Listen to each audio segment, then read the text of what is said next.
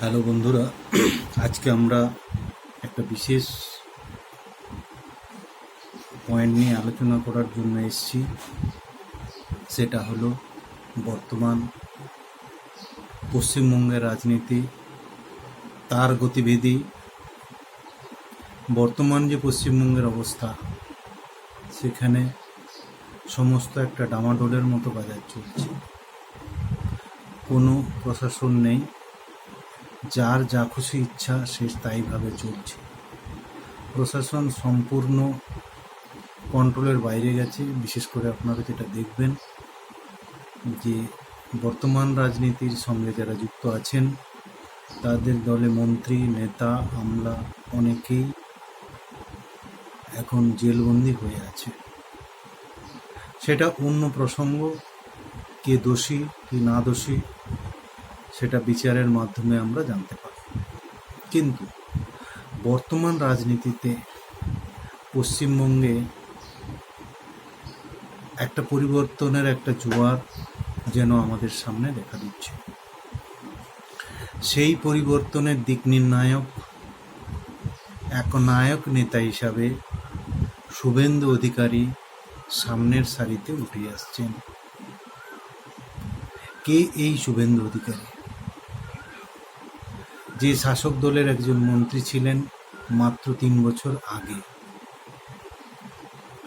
সেই 3 বছর যাওয়ার পরেই উনি নন্দীগ্রাম থেকে বর্তমান মুখ্যমন্ত্রীকে হারিয়ে উনি বিরোধী দলনেতা হন। আমরা দেখেছি বিরোধী দলনেতা হিসাবে উনি ওনার ক্ষুরধার বুদ্ধি এবং তীক্ষ্ণ রাজনৈতিক বুদ্ধির দ্বারা শাসক দলকে বারে বারে পর্যুদস্ত করেছেন। বিভিন্ন আন্দোলনের মুখ হয়ে উনি উঠে এসেছেন। সেই জন্য শুভেন্দু এই যে উত্থান, বাংলা রাজনীতিতে একটা পরিবর্তনের বাণী হয়তো শোনাবে। অনেকেই তাকে আজকে জুনিয়র মোদি হিসাবে আলোচনা করতে পছন্দ করে। কি তার টিআরপি, কিভাবে তিনি এই রাজনীতির এই জায়গায় পৌঁছে গেলেন?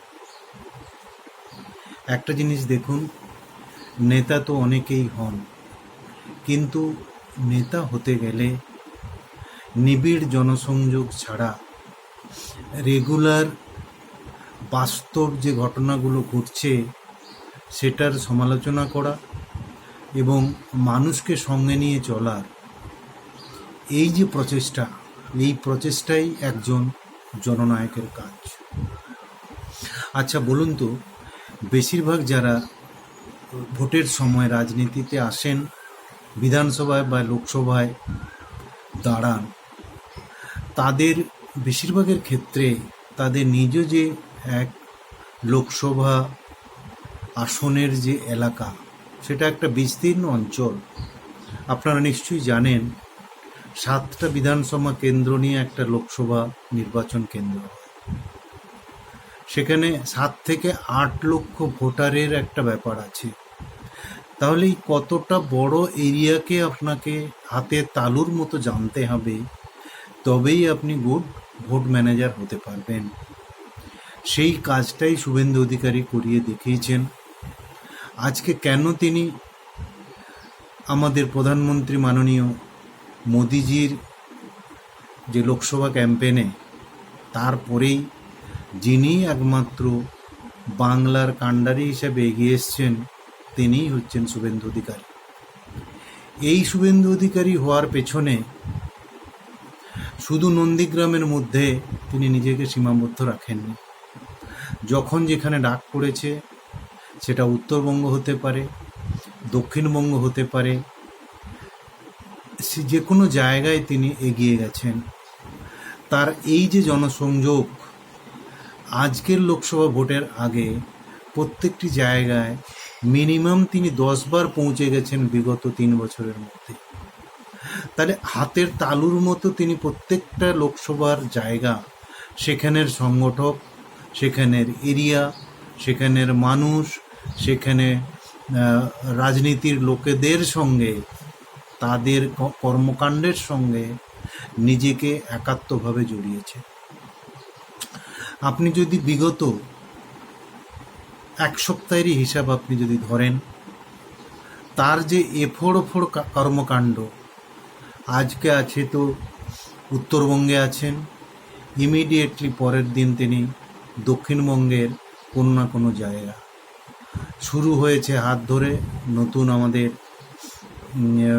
যে এক্স বিচারক অভিজিৎ গাঙ্গুলিকে তমলুকে তিনি বসিয়ে দিয়েছেন।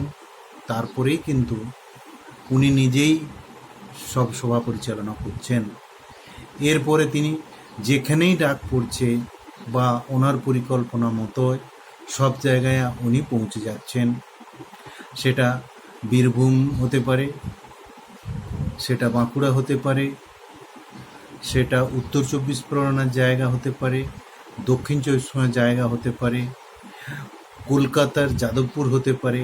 যে কোনো জায়গায় গেছেন, সেখানেই উনি নিজের বক্তব্যের মধ্যে একটা বড় ছাপ রেখেছেন। সেই ছাপটা কি হলো? শুরু আপনি যদি করেন, বসিরহাট দিয়ে আমরা শুরু করতে পারি। বসিরহাটের যে প্রার্থী করা হয়েছে এক দলিত কন্যা রেখা পাত্রকে, রেখা পাত্রকে তাকে কেন সংগঠিত করা হলো সেটার আলোচনা সকলেই দিয়ে দিয়েছে। এমন নয় যে বসিরহাটে দেওয়ার জন্য বিরোধী দলের কোনো প্রার্থী ছিল না যোগ্যতার হিসাবে বা তার অভিজ্ঞতার হিসাবে। কিন্তু এই যে রেখা পাত্রকে সিলেকশন করার পেছনে মাননীয় প্রধানমন্ত্রীর একটা মুখ্য ভূমিকা কাজ করেছে। তিনি দেখেছেন যে একজন দলিত কন্যা কিভাবে শাসকের শোষণের বিরুদ্ধে দাঁড়িয়েছেন। তাহলে প্রকৃত যে নেত্রী হিসাবে তার যে মনের কথা, তার যে মনের যন্ত্রণার কথা দ্বিতীয় মানুষ কেউ বলতে পারবে না। সে জনপ্রতিনিধি হিসাবে তার হয়তো সেই হিসাবে লেখাপড়া নেই, সেই হিসাবে রাজনৈতিক যোগ্যতা নেই, কিন্তু মানুষের কাছে তার যে সদিচ্ছাটা যদি ব্যক্ত করতে পারে, সেখান থেকেই উনি জননায়িকা হয়ে উঠতে পারবেন। দ্বিতীয় প্রশ্ন বলি যে অমৃতা রায়, যিনি কৃষ্ণনগরের যাকে প্রার্থী করা হয়েছে, ওনাকেও প্রার্থী করা হয়েছে আমাদের যশস্বী প্রধানমন্ত্রীর ইচ্ছাতেই। উনি কেন ওখান থেকে হলেন? অনলি কি রাজবাড়ির মর্যাদা? না, একজন স্বচ্ছ সুন্দর ভাবমূর্তির একজন লোককে আমাদের দরকার। কাজ তো দল করবে, কিন্তু প্রশাসন চালাতে গেলে বা মানুষের দাবি দাওয়া চাইতে গেলে একজন স্বচ্ছ ভাবমূর্তির মানুষের প্রয়োজন। সেই জায়গায় যে রানীমা, যিনি রাজমহলের একজন রানীমার ভূমিকা পালন করছেন এবং এই রাজবংশের ঐতিহ্যকে টেনে নিয়ে আসছেন, এহেন একজন মহিলাকে নিয়ে আসা হয়েছে কৃষ্ণনগরের প্রার্থী হিসাবে। সেই কৃষ্ণনগরে যখন শুভেন্দু ভাষণ দিতে যান, তার কথাই যেন মানুষের বাণী হয়ে যায়। মানুষ সেখান থেকে এগিয়ে আসে, ওখান থেকেই ছাপড়ার পথে, রাজপথে যখন হাঁটেন শুভেন্দু, মনে হয় যেন কোনো ছাত্রনেতা হাঁটছেন। এই যে তার এগিয়ে আসা, এই যে সকলকে নিয়ে চলার জন্য তিনি আজকে এই জায়গাটা নিজে করে নিয়েছেন। আজকে একজনও বিরোধী নেতা পাওয়া যাবে না, আমি কাউকে ছোট বা বড় করছি না, যেটা শুভেন্দু অধিকারীর কাছাকাছি কেউ আসতে পেরেছেন। কারণ একজন জননায়ক হিসাবে উত্থান হতে গেলে তার যে নিবিড় জনসংযোগ, তার বুদ্ধিমত্তা, তার সমস্ত দিকে দৃষ্টি রাখা, সেটা খুব বড় জরুরি। আপনি তারপরেই দেখবেন যে তারকেশ্বরে উনি যখন ভাষণ দিয়েছেন, সেখানেও মানুষ তাকে নিজের করে নিয়েছেন। তিনি যখন যাদবপুরে ভাষণ দিয়েছেন, সেখানেও মানুষ তাকে নিজের করে নিয়েছেন। এহেন জননায়ক যে উত্থান, সেই উত্থান হয়তো আগামী দিনে বাংলার একটা নবজাগরণের সৃষ্টি হবে। কারণ দেখুন, আজকে আমরা কে ভালো কে খারাপ দল হিসাবে প্রত্যেকেই ক্লেম করছে, কিন্তু পশ্চিমবঙ্গের রাজনীতিতে আমরা দীর্ঘদিন বামপন্থীদের দেখেছি, এবং বামপন্থীদের যে 34 বছরের শাসন বা অপশাসন আমরা যাই বলি না কেন, সেখানে সরিয়ে দিয়ে যাকে আমরা আনলাম তার আশাই তো হয়েছিল একটা নেগেটিভ দিক দিয়ে, একটা হয়ে যাওয়া একটা শিল্প কারখানাকে ভেঙে দেওয়া থেকে তার উত্থান। তার পিছনে যাই ঘটনা থাকুক না কেন, আজকে আমরা কি দ্বিতীয় একটা শিল্প করতে পেরেছি? ওখান থেকেই গল্পটা আমাদের শুরু হলো। পশ্চিমবাংলা কি পেয়েছে বিগত 12-13 বছর?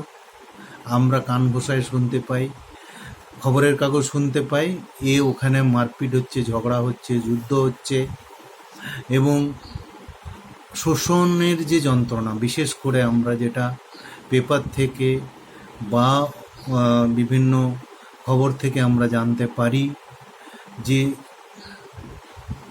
স্বাধীনতার উত্তরকালে যেভাবে একটা স্ক্যাম হয়েছে, বিশেষ করে শিক্ষক নিয়োগ নিয়ে, এটা হয়তো আজকে প্রমাণ হয়নি, কিন্তু যেটুকু আমাদের সামনে এসছে, যেটুকু কোর্টের মাধ্যমে প্রমাণের সামনে এসছে, একজন বিচারক যখন এক কথায় 30,000 শিক্ষকের চাকরিকে থেকে তাদের বিদায় ঘণ্টা বাজিয়ে দিতে পারেন, যদি সেই বিচারটা সম্পূর্ণ এই মুহূর্তে না হয়েও থাকে, একজন বিচারক তো এমনি 30,000 শিক্ষকের চাকরি তিনি সরিয়ে দিতে পারেন না।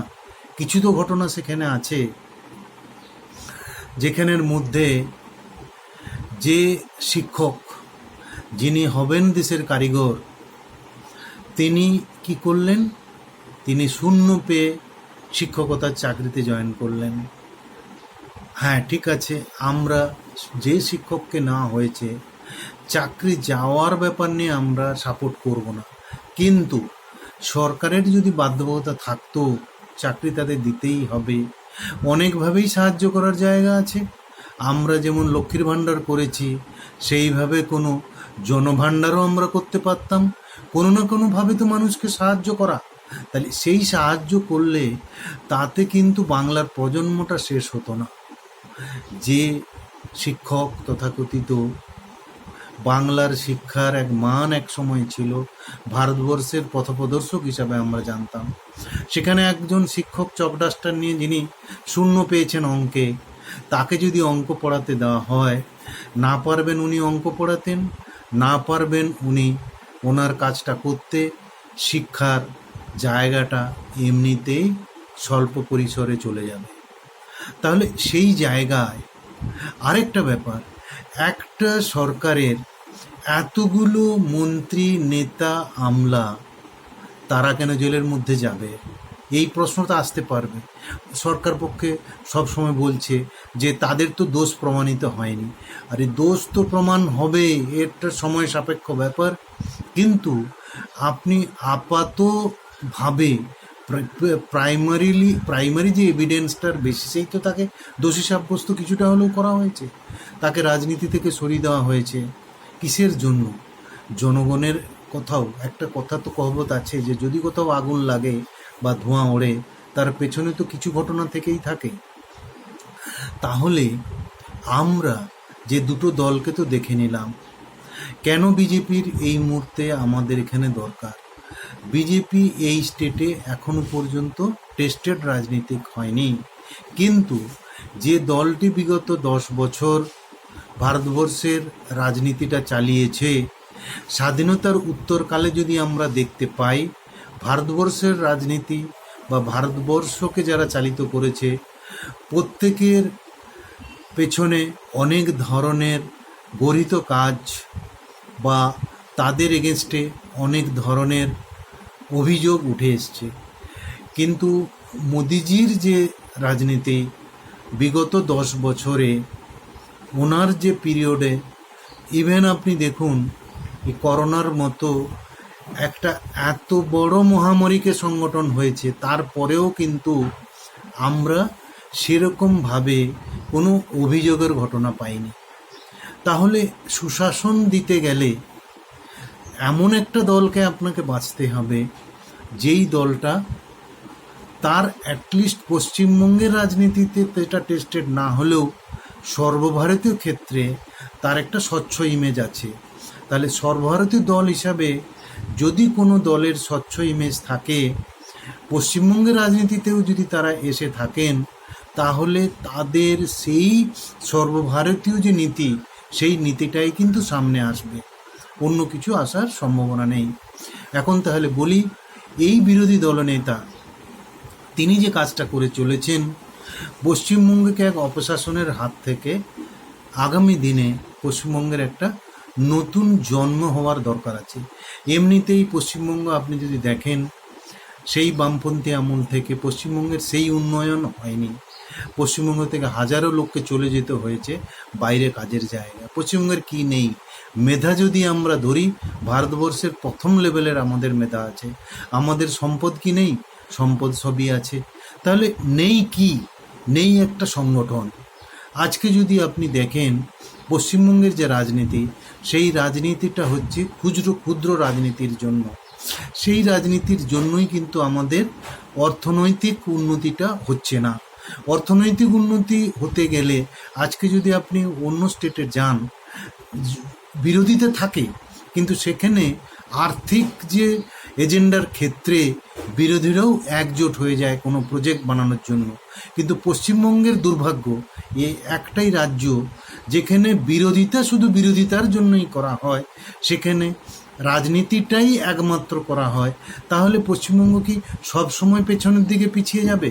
আমরা চাকরি করার জন্য আজ থেকে 10 বছর আগে যেভাবে ভেবেছিলাম, ব্যাঙ্গালোর, মহারাষ্ট্র, গুজরাট, এখানেই আমাদের চলে যেতে হবে, ইভেন নিদেন পক্ষে আমাদের দিল্লি, নয়ডা, গুরগাঁও, এখানে চলে যেতে হবে।